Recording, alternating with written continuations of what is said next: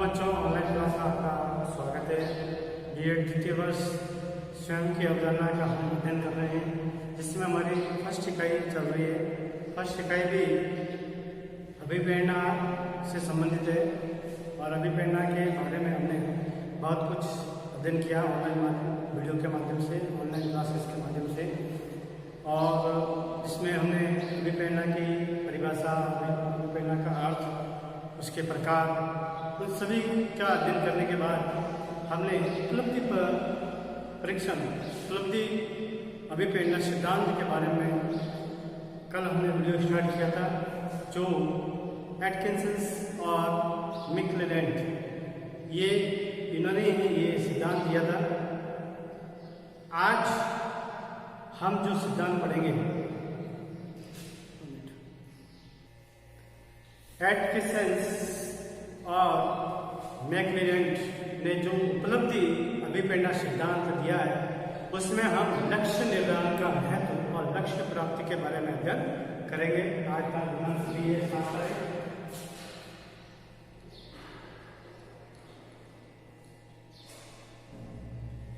7/9/21 कक्षा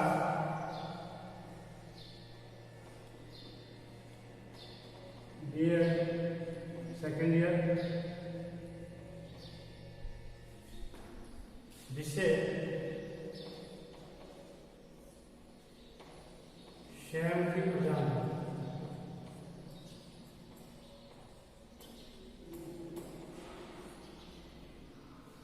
प्रकरण है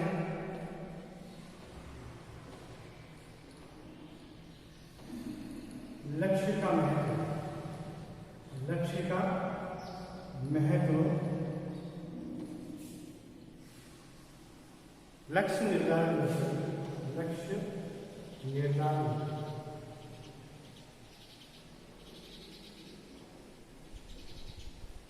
का महत्व एवं लक्ष्य प्राप्ति।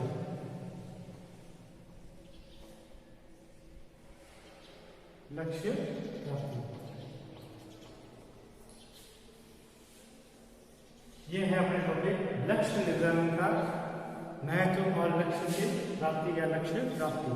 भला है कि हम लक्ष्य प्राप्त करने के लिए लक्ष्य निर्धारित करना जरूरी है, और लक्ष्य निर्धारित करने से क्या फायदा होता है, क्या उपयोगिता होती है और क्या महत्व होता है, वो हम उपलब्धि अभिप्रेरणा सिद्धांत के अंतर्गत हम पढ़ेंगे। उपलब्धि अभिप्रेरणा का विकास विभिन्न प्रकार की परिस्थितियों में भी उचित रूप से दिया जाता है।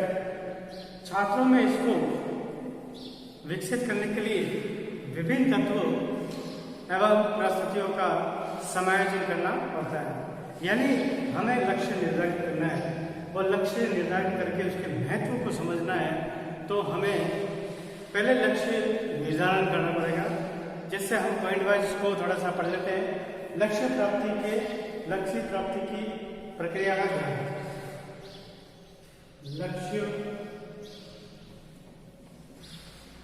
प्राप्ति की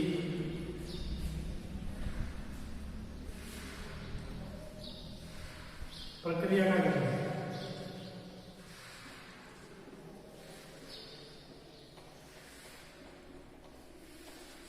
लक्ष्य प्राप्ति की प्रक्रिया का ज्ञान, यानी लक्ष्य प्राप्ति के लिए हमें उसका ज्ञान होना जरूरी है।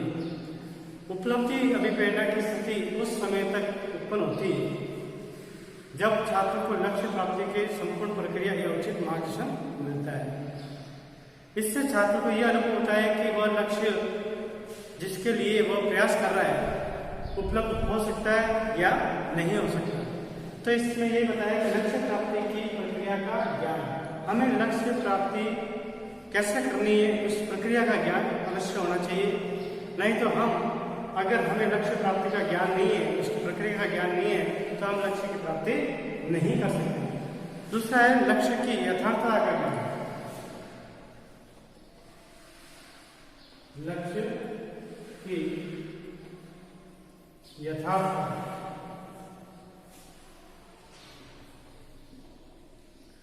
यथार्थता का ज्ञान। लक्ष्य की यथार्थता का ज्ञान। जब छात्रों को अपने प्राप्त करने वाले लक्ष्य की यथार्थता का ज्ञान होता है, अर्थात वह जानता है कि वह लक्ष्य को उसको प्राप्त करना है, वह उन्नत, प्रासंगिक, यथार्थ एवं उपयोगी है, तो वो उस लक्ष्य को प्राप्त करने के लिए मनोयोग का प्रदर्शन करते हैं। यानी लक्ष्य की प्राप्ति का यथार्थता का ज्ञान, यानी लक्ष्य प्राप्ति की वास्तविकता का अगर ज्ञान है तो उस ज्ञान को प्राप्त करने के लिए और मोटिव होगा और हमें अभिप्रेरणा प्राप्त करेगा। लक्ष्य के विविध पक्षों का ज्ञान। तीसरा है लक्ष्य के विविध पक्षों का ज्ञान।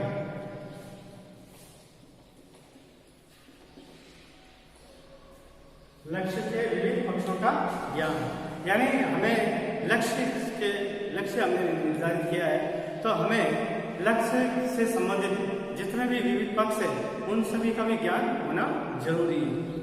जब छात्रों को प्राप्त किए गए जाने वाले लक्ष्य के विभिन्न पक्षों का ज्ञान होता है तो उसके लिए वो पूर्ण प्रयास करता है, यानी लक्ष्य प्राप्त करने के लिए उनके सभी पक्षों का अगर ज्ञान है तो वो और ज़्यादा मेहनत करेगा और अधिक मेहनत करने की कोशिश करेगा। एक छात्र समझता है कि विज्ञान और गणित विषय को वर्तमान समय में उपयोगी और महत्वपूर्ण है तथा उसमें निपुणता प्राप्त करना उसके लिए आवश्यक और अनिवार्य है, तो इसके अभाव में उसकी शैक्षिक उपलब्धि निरर्थक है, तो वो पूर्ण रूप से विज्ञान और गणित को अध्ययन में मनोयोग प्रदर्शन करेगा। लक्ष्य एवं कार्यों में समन्वय। लक्ष्य एवं कार्यों में समन्वय। लक्ष्य एवं कार्यों में समन्वय। जो भी आप लक्ष्य निर्धारित करते हो और जो लक्ष्य निर्धारित करा, लक्ष्य के लिए आप जो कार्य कर रहे हो उसमें समन्वय होना बहुत जरूरी है। जैसे हमने हमारा लक्ष्य है डॉक्टर बनना और हम उससे संबंधित पढ़ाई नहीं कर रहे हैं बल्कि और कोई पढ़ाई कर रहे हैं, कुछ और ही अध्ययन कर रहे हैं, तो जो हम कार्य कर रहे हैं या उस लक्ष्य से संबंधित नहीं होगा तो हमें वो लक्ष्य की प्राप्ति नहीं होगी और हमें वो मोटिव नहीं मिलेगा, अभिप्रेरणा प्राप्त नहीं होगी।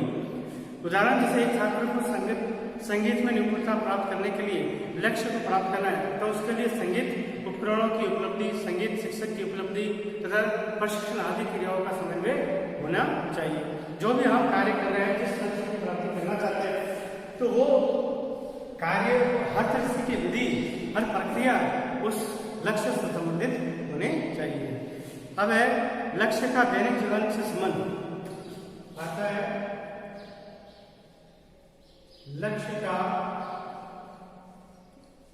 दैनिक जीवन से संबंधित।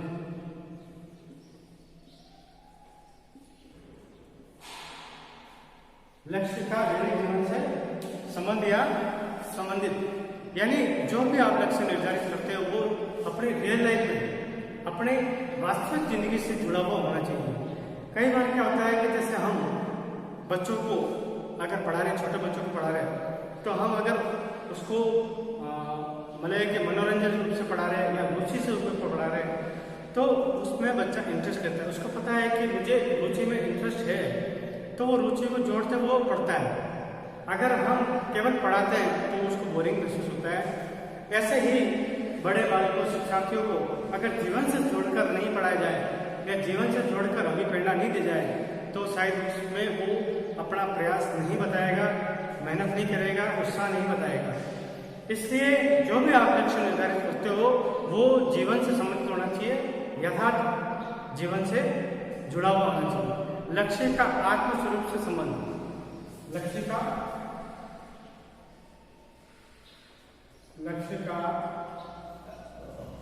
आत्मस्वरूप से संबंध। लक्ष्य का आत्मस्वरूप से संबंध। जब छात्र किसी लक्ष्य के अपने आत्मस्वरूप से मिलता जुलता देखता है तो वो लक्ष्य को अपने आत्मस्वरूप के विकास के लिए आवश्यक समझता है। यानी बहुत सारी चीजें जो मिलती जुलती है, लक्ष्य का आत्मस्वरूप यानी अपनी आत्मा से स्वरूप होना चाहिए, अपने आत्मा को संतुष्ट करने वाला होना चाहिए। जब ऐसा कार्य जब उसको आत्मा को संतुष्टि देता है तो उस कार्य में आप देखना उत्साह दिखाएगा और ज़्यादा करने की कोशिश करेगा और नई खोज करने की कोशिश करेगा तथा लक्ष्य की प्राप्ति में पूर्ण रूप से प्रयास करता है। जैसे वैज्ञानिक दृष्टिकोण से संबंधित वैज्ञानिक लक्ष्यों को प्राप्त करने में पूर्ण प्रयास करता है, क्योंकि इन लक्ष्यों का संबंध उसकी आंतरिक विचार प्रक्रिया से है। दृढ़ संकल्प की स्थिति, अब शाखा है दृढ़ संकल्प की स्थिति। दृढ़ संकल्प की स्थिति यानी जो भी लक्ष्य प्राप्त करना है।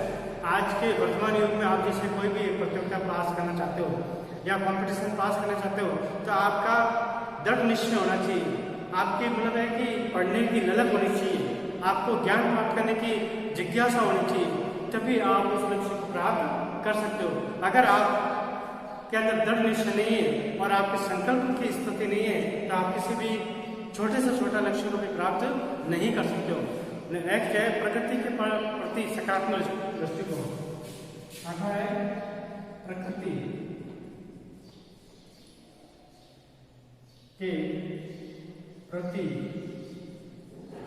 सकारात्मक